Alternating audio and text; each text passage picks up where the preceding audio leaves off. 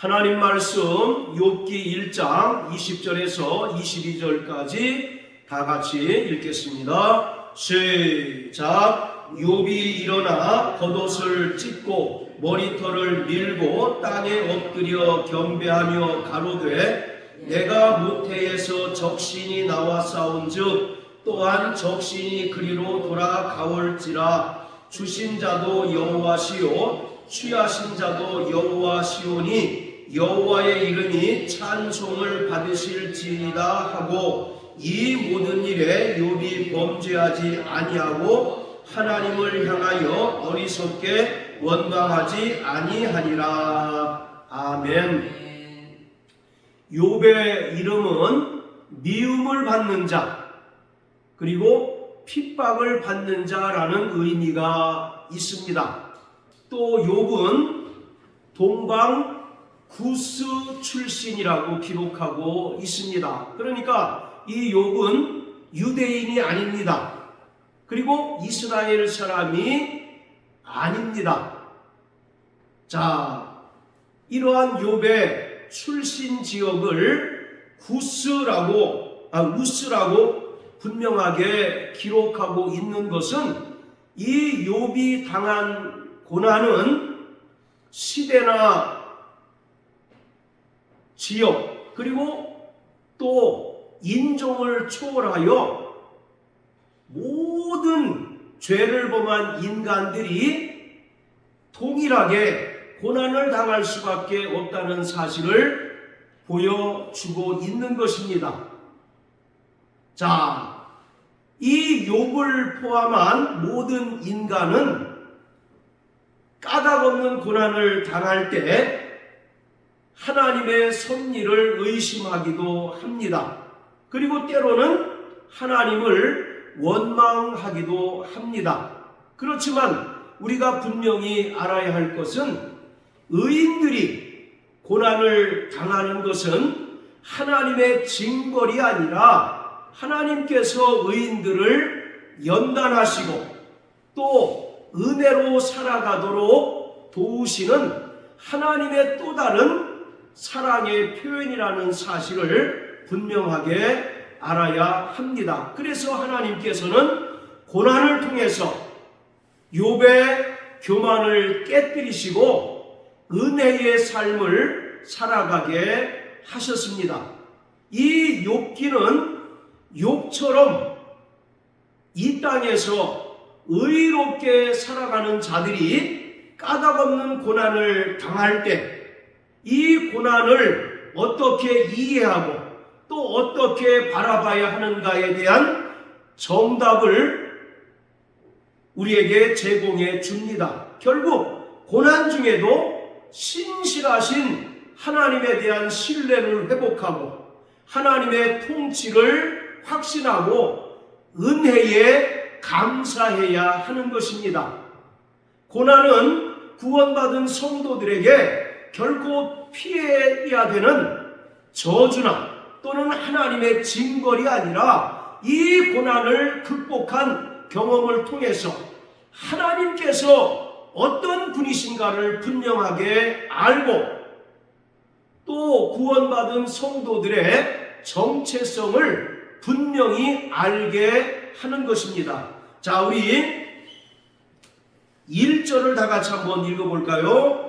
욥기 1장 1절 시작. 우스 땅에 욥이라 이름하는 사람이 있었는데 그 사람은 순전하고 정직하여 하나님을 경외하며 악에서 떠난 자더라. 자, 욥에 대해서 소개하고 있는데 순전하고 정직하여 하나님을 경외하고 악에서 떠난 자다라고 이렇게 말합니다. 그리고 8절을 보면 하나님께서 사단에게 욥을 소개할 때도 똑같은 표현을 사용하십니다. 자, 이처럼 욥은 순전하고 정직하고 하나님을 경외하며 악을 떠난 자였습니다.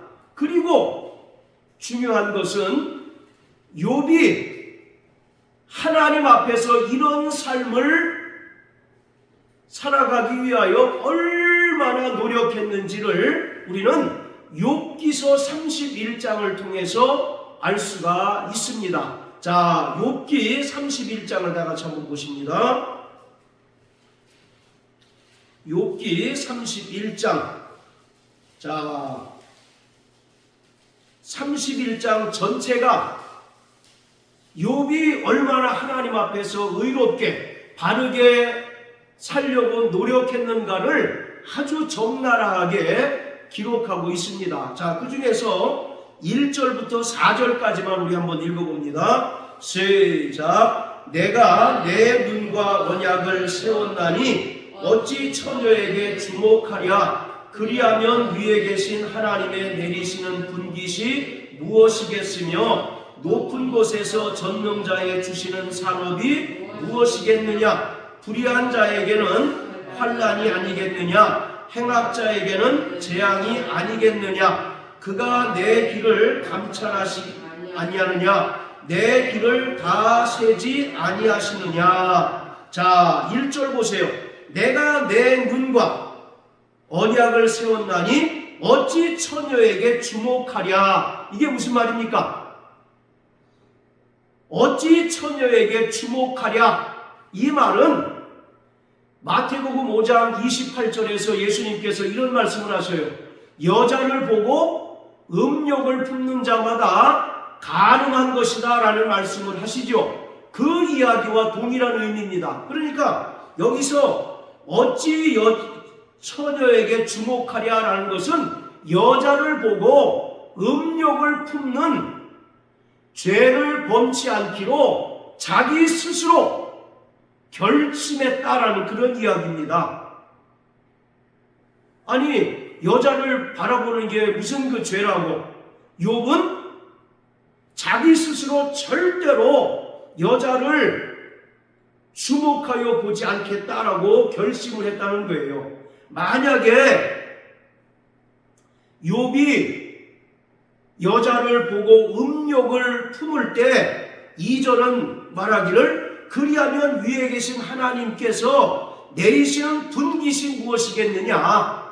즉 하나님께서 이러한 자들에게 재앙을 내리시고 또 징벌을 내리실 것이다 라고 말씀하고 있는 거예요. 그만큼 욥은 하나님 앞에서 털끝 하나라도 죄를 범하지 않기 위해서 수고하고 또 열심히 노력했다는 것을 볼 수가 있습니다.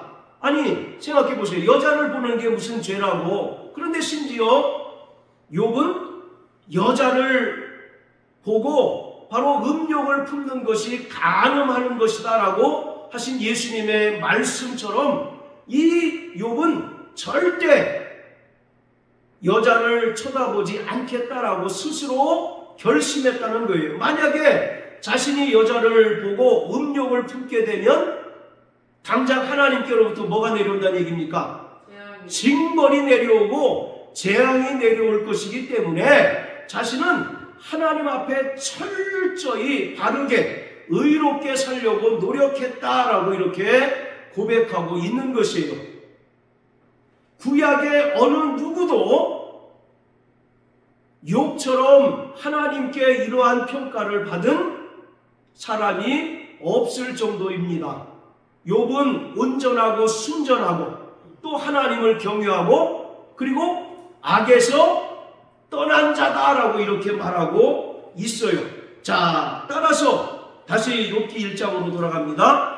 욥기 1장 1절의 말씀을 통하여 우리는 지금 욥이 당하는 이 고난이 욥이 하나님의 말씀을 거역하거나 불순종해서 그리고 또 욥이 하나님 앞에 의롭지 않아서 당하는 고난이 아니라는 사실을 분명하게 알 수가 있습니다. 또 욥에 대해서 말하기를 욥은 동방에서 가장 큰 자다라고 말합니다.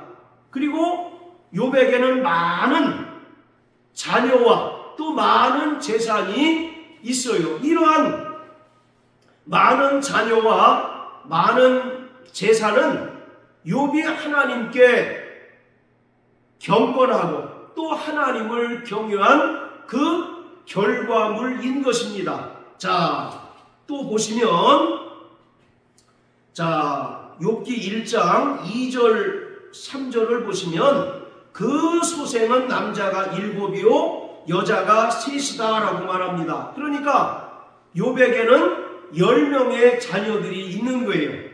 그 중에서 남자가 7이고 바로 여자가 3입니다.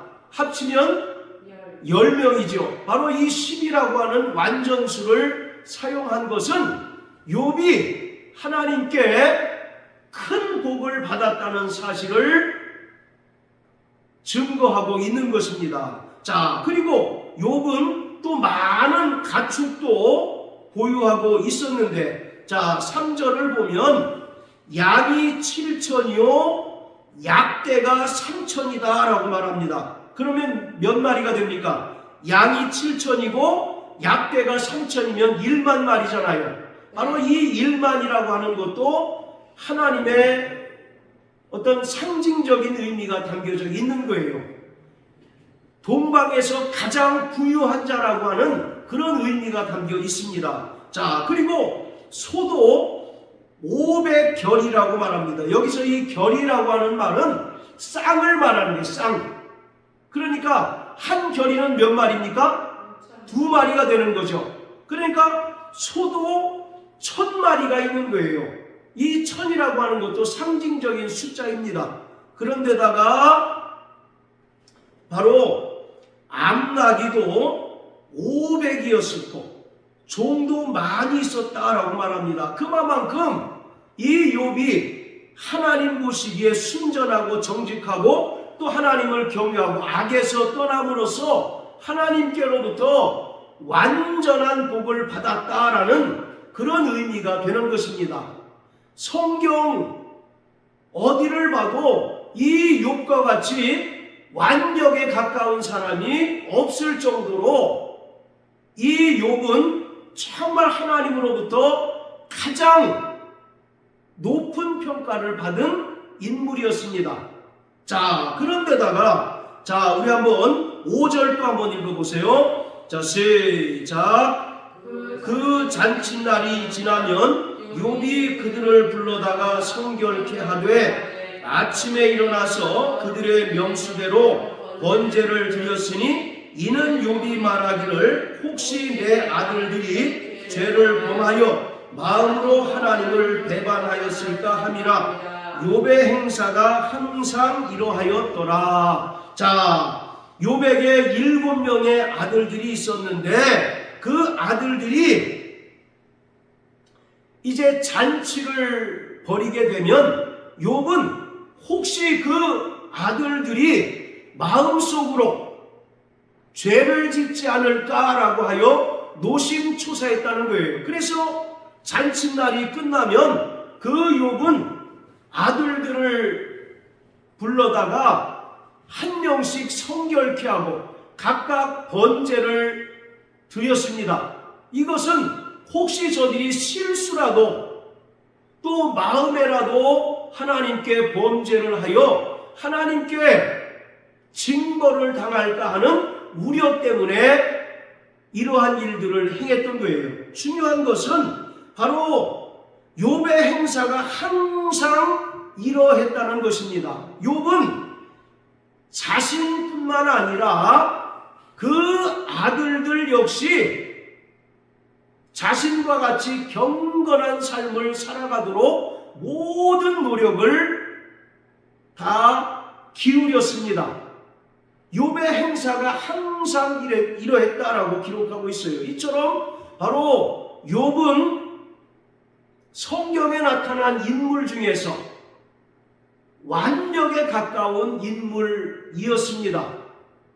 이처럼 욥은 경건한 자였을 뿐만 아니라 그 자식들과 그 가정도 경건한 가정이 되도록 바로 힘썼던 그런 인물이에요.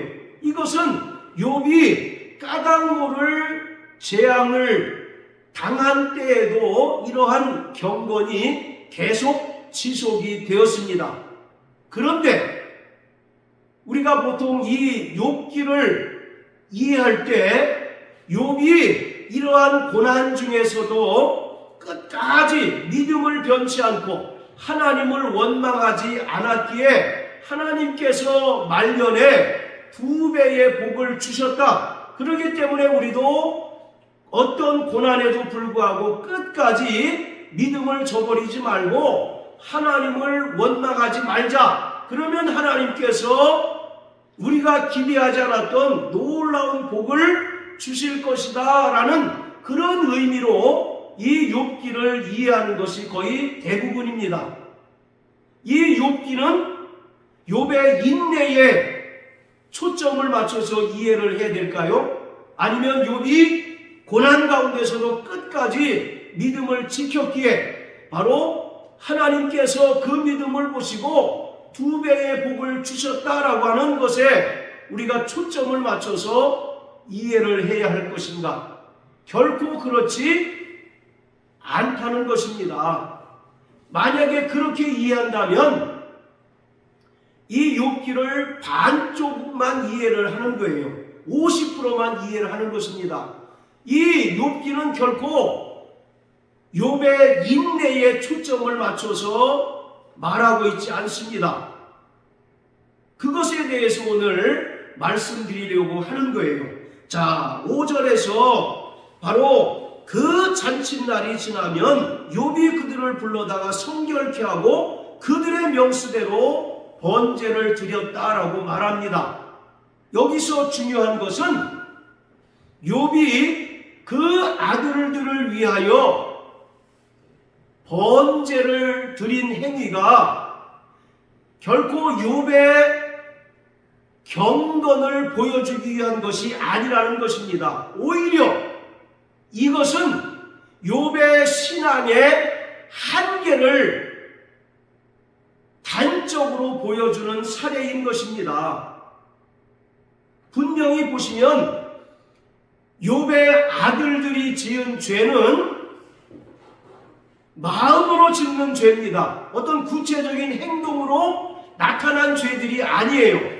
자, 우리 5절 다시 한번 읽어보세요. 5절만. 자, 시작. 그 잔칫날이 지나면 욥이 그들을 불러다가 성결케 하되 아침에 일어나서 그들의 명수대로 번제를 드렸으니 이는 욥이 말하기를 혹시 내 아들들이 죄를 범하여 마음으로 하나님을 배반하였을까 하니라. 욥의 행사가 항상 이러하였더라. 지금 욥의 아들들이 죄를 범했습니까? 범하지 않았습니까?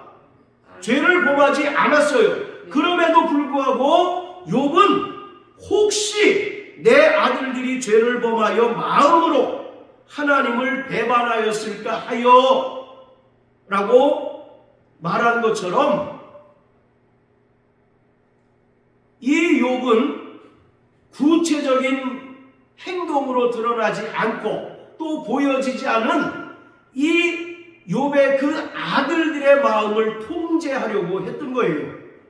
그러니까 욥의 아들들이 구체적으로 죄를 범하지 않았음에도 불구하고 욥은 혹시 내 아들들이 죄를 범하고 그 마음이 하나님을 배반할까 하여 번제를 드렸던 것입니다. 자, 이러한 욥의 행위를 단지 경건 그리고 우리가 따라야 할 신앙의 모범으로 우리가 이해할 수 있는가 하는 것입니다.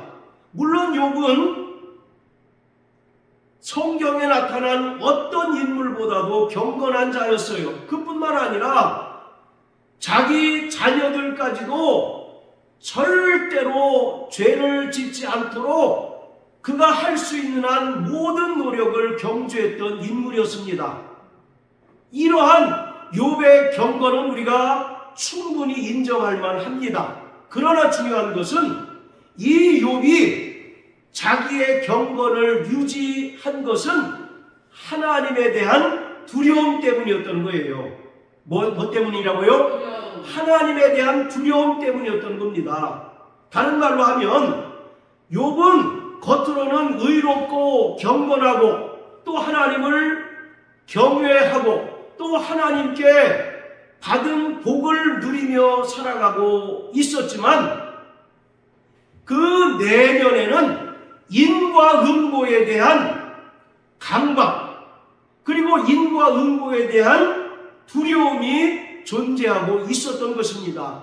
인과 음보가 뭡니까? 하나님께서는 죄를 지은 자들에게는 반드시 징벌하시고 또 벌 주신다는 그런 생각이 바로 인과 음보 아니겠습니까?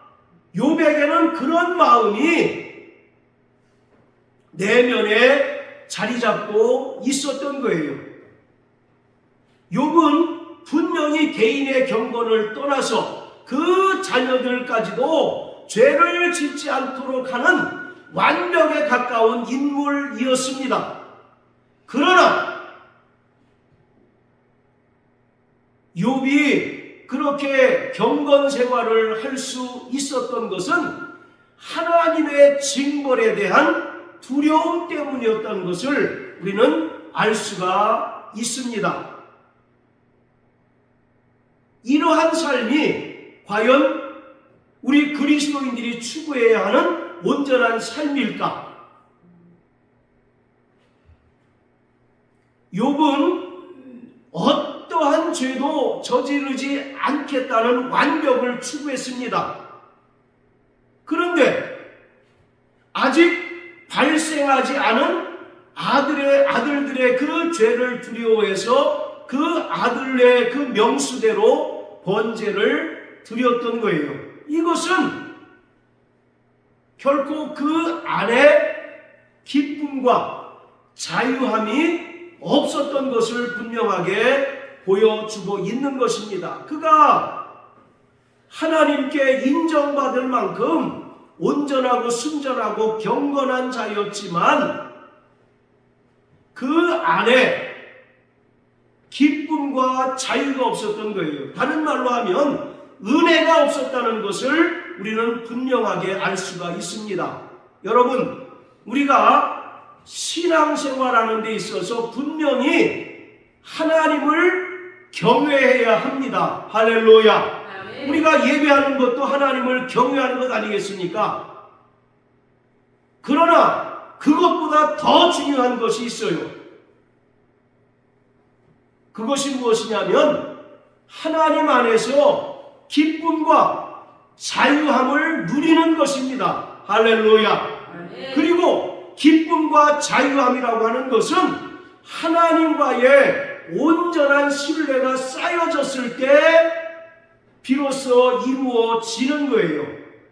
따라서 욥이 그 아들들이 생일잔치를 버리고 나면 혹시 그들이 마음으로 하나님을 배반하였을까 하여 그들의 명수대로 번제를 드렸다는 것은 그 안에 기쁨과 자유함이 없었다는 것이고, 이것은 하나님과 온전한 신뢰관계가 성립되지 않았다는 것을 보여주고 있는 것입니다. 이것은 결국 하나님과 인격적인 교제를 나누지 못하였다는 것을 우리에게 분명하게 보여주고 있는 것이에요.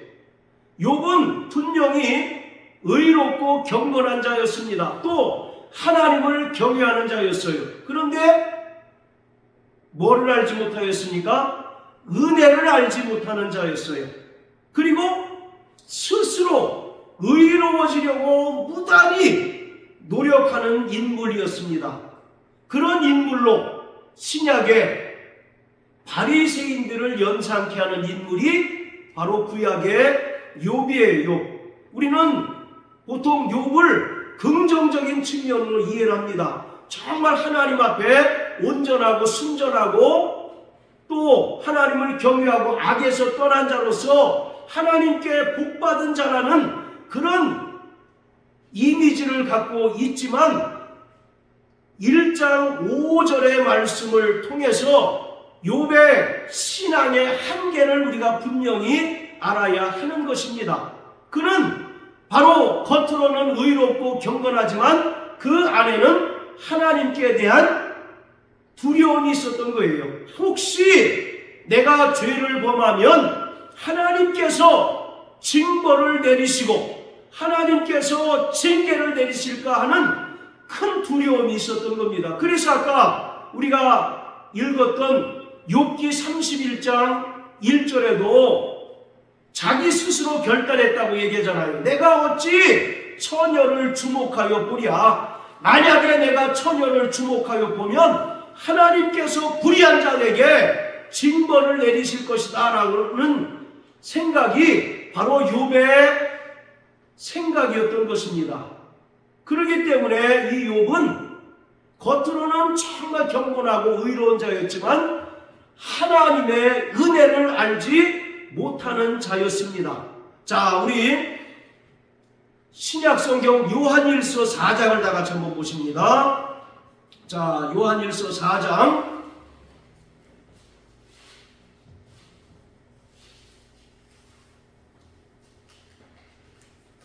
자, 18절입니다. 시작. 사랑 안에 두려움이 없고 온전한 사랑이 두려움을 내어 쫓나니 두려움에는 형벌이 있음이라. 두려워하는 자는 사랑 안에서 온전히 이루지 못하였느니라. 이 한 구절이 욥의 상황을 정확하게 표현해주고 있는 것입니다. 욥에게는 하나님의 은혜를 알지 못하는 치명적인 약점이 있었던 거예요.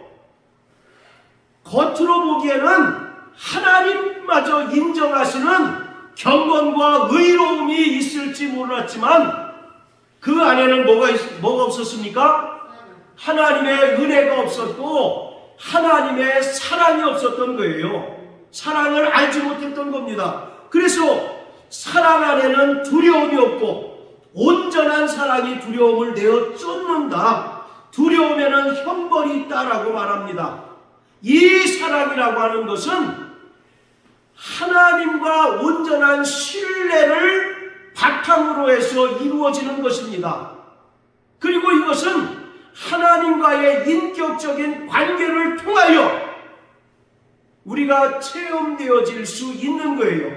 여러분들이 처음 만나는 사람과 온전히 인격적인 교제를 나눌 수 있습니까? 없잖아요. 그럼 그에 대하여 경계할 수밖에 없는 것이 바로 사람이듯이 지금 욥이 겉으로는 정말 누구보다도 경건하고 의롭고 또 자기 자식들도 그와 같이 경건한 자로 만들려고 노력했지만 그 내면에는 하나님의 징벌에 대한 두려움이 있었던 거예요.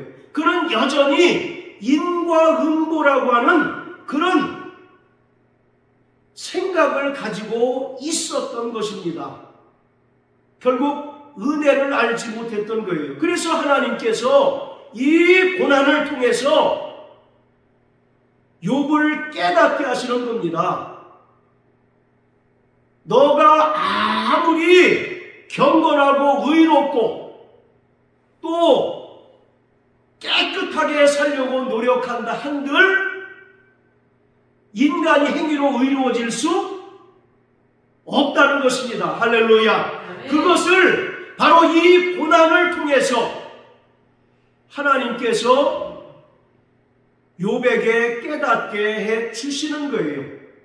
우리 구원받은 성도들도 마찬가지입니다. 아니 내가 신앙생활 잘하고 또 11조 생활 잘하는데 왜 이런 고난이 내게 당할까? 고난이 내게 찾아올까라고 우리는 하나님을 의심하기도 하고 또 때로는 하나님을 원망할 때가 있습니다. 그러나 그것은 결코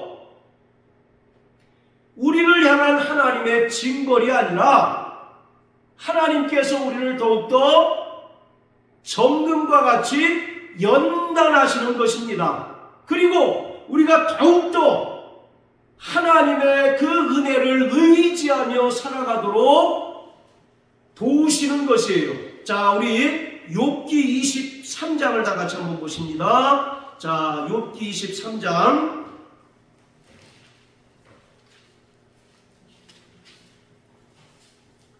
자, 10절입니다. 시작. 나의 가는 길을 오직 그가 아시나니 그가 나를 단련하신 후에는 내가 정금같이 나오리라. 할렐루야. 오직 나의 가는 길을 하나님께서만이 아신다는 겁니다. 그리고 고난을 통해서 하나님께서 나를 단련하신 후에 내 믿음이 더욱더 정금과 같이 만드신다라고 말씀하고 있습니다. 이처럼 우리는 뜻모를 고난이 내게 찾아와서 그것으로 인하여 고통을 겪을 때 하나님을 의심하고 또 하나님께 입술을 열어 원망하기보다 하나님께서 이 고난을 통하여 나를 단련하시고 또 정금과 같은 믿음을 얻게 하신다는 사실을 기억해야 합니다.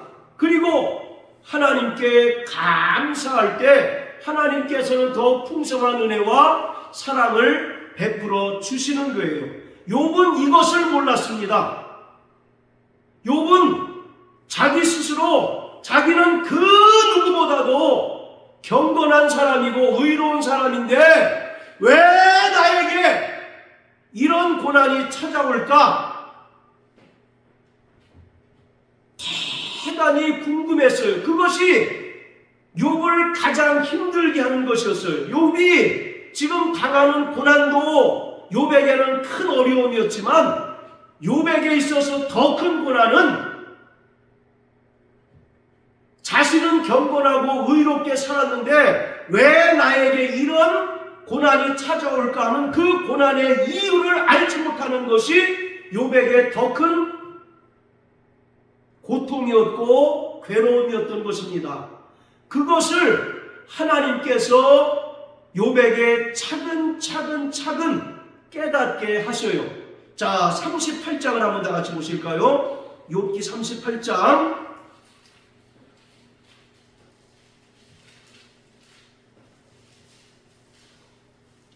자, 1절부터 3절까지 읽겠습니다. 시작. 때에 여호와께서 폭풍 가운데로서 욥에게 말씀하여 가라사대 무지한 말로 이치를 어둡게 하는 자가 누구냐? 너는 대장부처럼 허리를 묶고 내가 내게 묻는 것을 대답할지니라.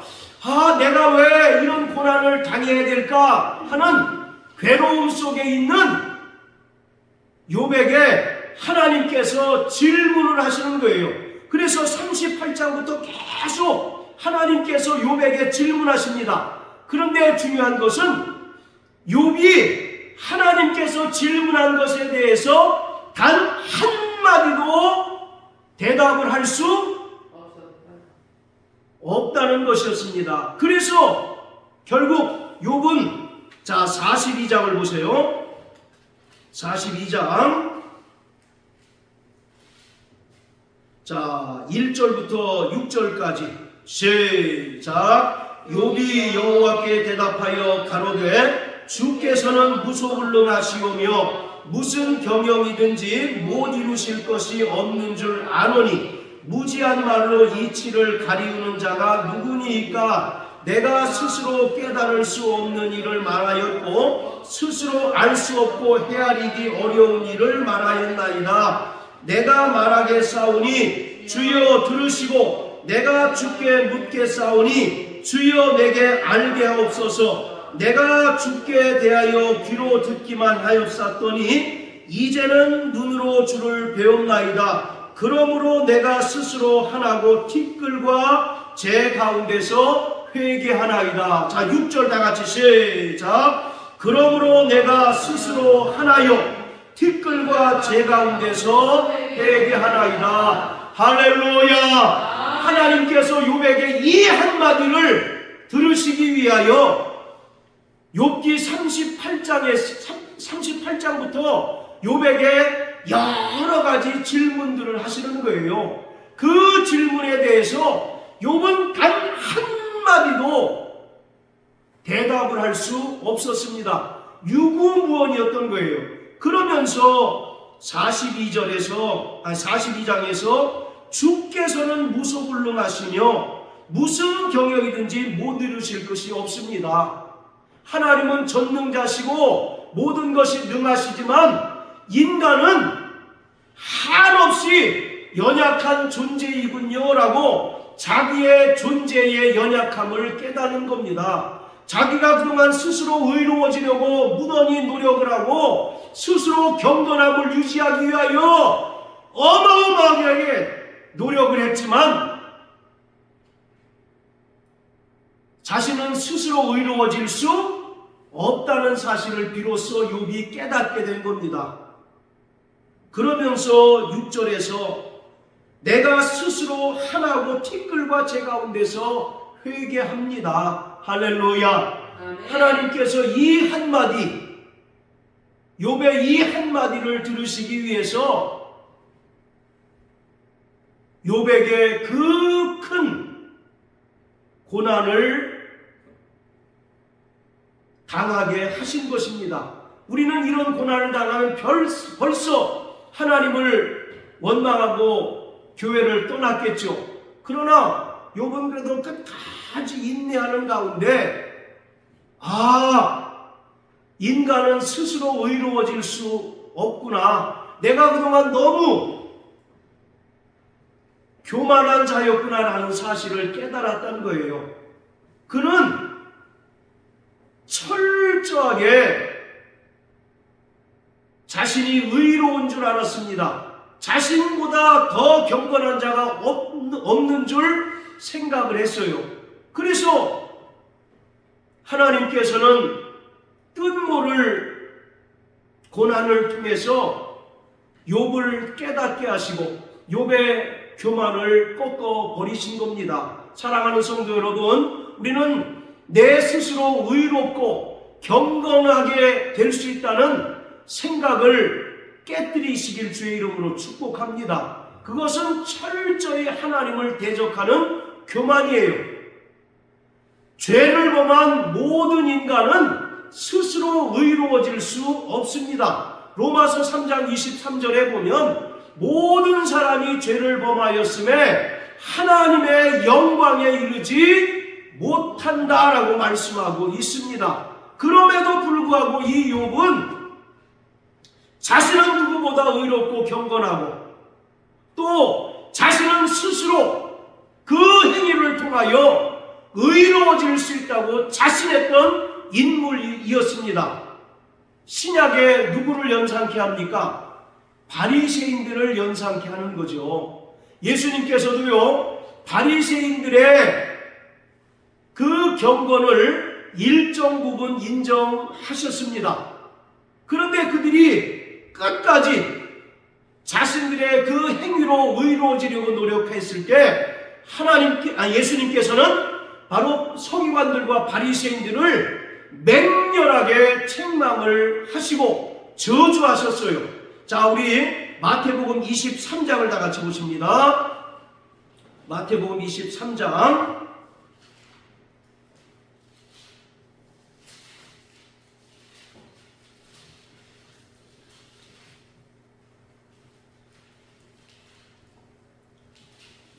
자, 27절부터 25절부터 28절까지 읽겠습니다. 시작. 화 있을진저 외식하는 서기관들과 바리새인들이여, 잔과 대접의 겉은 깨끗이 하되 그 안에는 탐욕과 방탕으로 가득하게 하는도다. 소경된 바리새인아, 너는 먼저 안을 깨끗이 하라. 그리하면 겉도 깨끗하리라. 화 있을진저 외식하는 서기관들과 바리새인들이여, 회칠한 무덤과 같으니 겉으로는 아름답게 보이나 그 안에는 죽은 사람의 뼈와 모든 더러운 것이 가득하도다. 자, 바로 마태복음 23장에는 예수님께서 서기관들과 바리새인들을 향하여 무려 7번이나 저주하시는 내용이 기록되어 있습니다. 화 있을진저 외식하는 서기관들과 바리새인들이여 라고 말씀하죠. 너희는 결국 하나님께 저주를 받고 심판을 받게 된다는 것을 말씀하고 있어요. 자, 그러면서 우리가 금방 읽었던 25절부터 28절까지 보면 너희의 잔과 대접의 겉은 깨끗하다라고 말합니다. 이 얘기는 무슨 얘기입니까? 너희는 참으로 다른 사람들보다 더 행위로는 의롭고 경건해 보인다는 것을 말씀하고 있죠. 그러나 너희 안에는 온통 탐욕과 방탕이 가득하다라고 말씀하고 있어요. 이처럼 예수님께서는 그 서기관들과 바리새인들의 그 경건에 대해서 일정 부분 인정을 하셨습니다. 그러나 그것으로 구원받을 수 없다는 사실을 강하게 말씀하고 있는 거예요. 그러니까 구약의 욥은 신약의 바리새인을 연상케 하는 인물입니다. 율법이 뭡니까? 하나님의 공의는 있지만 은혜가 없는 것이 바로 율법이에요. 만약에 율법에 은혜가 있다면 예수님께서 오실 필요가 없는 거죠. 그렇기 때문에 율법에는 공의가 있어요. 그러나 은혜가 없습니다. 그렇기 때문에 마태복음 5장 17절에서 예수님께서 나는 율법과 선자를 폐하러 온 것이 아니라 완전케 하러 왔다라고 말씀하고 있습니다. 공의는 뭘까요? 바로 이것은 심판과 연결이 되는 겁니다. 자, 따라하세요. 공의는 심판과 연결된다. 심판과 연결된다. 네, 하나님은 공의로우신 분입니다. 그렇기 때문에 죄인과 사귈 수 없고 죄인을 반드시 심판하실 수밖에 없어요. 그래서 로마서 6장에 죄의 삭은 사망이라고 말씀하고 있는 것입니다. 이러한 하나님의 공의와 하나님의 사랑, 즉 은혜가 결정적으로 드러난 사건이 바로 예수님의 십자가 사건입니다. 할렐루야. 네, 바로 인간은 각자의 죄로 인하여 공의로우신 하나님께 심판을 받아 영원히 멸망받을 수밖에 없는 존재였습니다. 왜냐하면 하나님은 공의로우신 분이시기 때문에 그렇습니다. 그런데 또 하나님께서는 은혜가 풍성하시고 또 자비로우신 분이시기에 죄인들이 자기의 죄로 인하여 죽는 것을 결코 기뻐하지 않으십니다. 그래서 하나님께서는 가장 사랑하시고 가장 기뻐하시는 독생자 예수 그리스도를 이 땅에 보내셔서 인간을 대신하여 십자가에 달려 죽게 하신 거예요. 하나님의 공의로는 인간이 십자가에 달려 죽어야 하는 겁니다. 정인철이 십자가에 달려 죽어야 하고 고요한이 자기 죄로 인하여 십자가에 매달려 하나님께 심판을 받아 멸망을 당해야 합니다. 그러나 하나님께서는 공의로우실 뿐만 아니라 사랑과 자비와 은혜가 풍성하신 분이시기 때문에 죄인된 인간을 대신하여 하나님의 독생자 예수 그리스도를 보내주셔서 죄가 없으신 예수님께서 인간을 대신하여 십자가에 달려 죽게 하셨습니다. 대신 심판을 받아 죽게 하셨어요. 그러므로 우리가 그 은혜로 말미암아 살게 해 주셨던 것입니다. 그렇기 때문에 하나님의 공의와 하나님의 그 은혜가 결정적으로 나타난 것이 바로 예수님의 십자가 죽음인 것입니다. 사랑하는 성도 여러분, 이 세상에 어떤 사람도 자기의 행위를 통하여 하나님께 의롭다 인정받을 만한 사람이 결코 없습니다. 그래서 마태복음 5장 20절에서 예수님께서 제자들에게 너희 의가 서기관들과 바리새인들보다 더 낫지 못하면 천국에 들어가지 못한다라고 말씀하고 있어요. 천국에 들어가는 것은 오직 하나님의 의가 있어야 들어가는 겁니다. 천국은 뭐가 있어야 들어간다고요? 하나님의 의가 있어야 들어가요. 그런데 하나님께서는 이러한 하나님의 의를 인간들에게 두 가지 형태로 나타내 주셨어요. 그 첫 번째가 바로 율법입니다. 그런데 문제는 율법에는 하나님의 공의만 있고 은혜가 없죠. 그렇기 때문에 율법을 통해서 구원받을 수가 없는 것입니다. 그래서 하나님께서 율법 외에 또 다른 하나님의 의를 이 땅에 보내주셨어요. 그가 누구십니까? 예수 그리스도. 자, 로마서 3장을 다 같이 한번 보십니다. 로마서 3장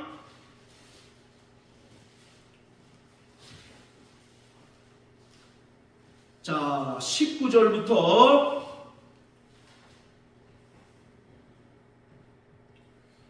자 24절까지 읽겠습니다. 시작. 우리가 알거니와 무릇 율법이 말하는 바는 율법 아래 있는 자들에게 말하는 것이니 이는 모든 입을 막고 온 세상으로 하나님의 심판 아래 있게 하려 함이니라. 그러므로 율법의 행위로 그의 앞에 의롭다 하심을 얻을 육체가 없나니 율법으로는 죄를 깨달음이니라. 이제는 율법 외에 하나님의 한 의가 나타났으니 율법과 선지자들에게 증거를 받은 것이라. 곧 예수 그리스도를 믿음으로 말미암아 모든 믿는 자에게 미치는 하나님의 의인이 차별이 없느니라. 모든 사람이 죄를 범하였음에 하나님의 영광에 이르지 못하더니 그리스도 예수 안에 있는 구속으로 말미암아 하나님의 은혜로 값없이 의롭다함을 얻은 자 되었느니라. 할렐루야. 자 20절 보세요. 율법의 행위로 그의 앞에 의롭다함을 얻을 육체가 없다라고 말합니다. 그러면서 율법으로는 죄를 깨달을 뿐이다 라고 말씀하고 있어요. 욥은 이것을 몰랐던 것입니다. 그리고 신약의 바리새인들 역시 이것을 알지 못하였던 거예요. 그들은 자기의 행위로 스스로 의로워지려고 열심히 노력을 했습니다. 생각해 보세요. 인구의 절반이 여자인데 어떻게 여자를 안 보고 살 수가 있어요? 그런데 욥이 뭐라고 얘기합니까? 내가 어찌 처녀를 주목하랴 라고 얘기하잖아요. 그것을 자기 스스로 결심했다는 거죠. 요한 형제, 여자 안 보고 살 수 있어요? 없잖아요. 네. 그런데 욥은 그렇게까지 자기 스스로 결심하고 그것을 지키려고 묻어내 애를 썼습니다. 만약에 지키지 않으면 하나님께서 당장 자신에게 불호령을 내리고 징벌을 내리실까봐 그들은 두려워서 그것을 지켰다는 거예요. 마치 율법 아래 있는 자들을 바로 우리에게 연상케 하고 있는 것입니다. 여러분, 율법으로는 구원받을 수 없습니다. 율법으로는 다만 죄를 깨닫게 할 뿐이에요. 그래서 마태복음 11장에 예수님께서 수고하고 무거운 짐진 자들아 다 내게로 오라. 내가 너희를 쉬게 하리라고 말씀하고 있잖아요. 유대인들은 율법의 행위로 의로워지려고 노력합니다. 또 율법의 행위로 구원받으려고 노력합니다. 또 율법의 행위로 천국 가려고 무던히 노력해요. 그런데 율법을 점점 지키면 지킬수록 더 고단하고 힘들고 죄의 늪에 깊이 빠지는 자신을 바라보게 되는 거예요. 그들을 향하여 예수님께서 내가 너를 쉬게 한다라고 말씀합니다. 은혜 안에서 참된 기쁨이 있는 겁니다. 은혜 안에 참된 자유가 있고 은혜 안에 참된 평안이 안식이 있는 거예요. 유대인들은 그것을 알지 못해서 예수님을 배척하고 예수님의 복음을 거부했던 것입니다. 그런데 자 21절 보세요. 이제는 율법 외에 하나님의 한 의가 나타났다라고 말합니다. 율법 외에 나타난 하나님의 한 의가 뭐예요? 예수 그리스도. 그래서 누구든지 자기 행위로가 아니라 예수 그리스도를 믿음으로 말미암아 값없이 의롭다함을 얻게 되었다라고 말씀하고 있습니다. 그러므로 그리스도 예수 안에 있는 자들 가운데 자신의 업적이나 공력을 자랑하는 자는 반드시 멸망할 수밖에 없습니다. 오직 우리는 율법 외에 나타난 하나님의 한 의가 되시는 예수 그리스도, 또 그가 십자가에 달려 우리에게 베푸신 그 은혜만을 의지하며 살아가는 자가 되어야 하는 것입니다. 이러한 자들이 바로 하나님 안에서 기쁨과 자유를 누릴 수 있고, 하나님과 온전한 인격적인 관계를 통해서 하나님의 도우심과 하나님의 보호하심을 받으며 세상에서 온전히 승리할 수 있습니다. 따라하세요. 나 영혼아, 일평생 하나님의 은혜를 의지하자. 이것이 우리가 살 길이요, 이것이 우리가 세상을 이길 길이요, 이것이 하나님께서 우리를 위하여 예비하신 저 영원한 천국에 넉넉히 들어갈 유일한 길입니다. 그러므로 인간의 행위를 자랑하는 자가 아니라 오직 예수님의 은혜를 자랑하고 또 예수님의 은혜만을 의지하는 저와 여러분들 되시길 주님의 이름으로 축복합니다. 할렐루야.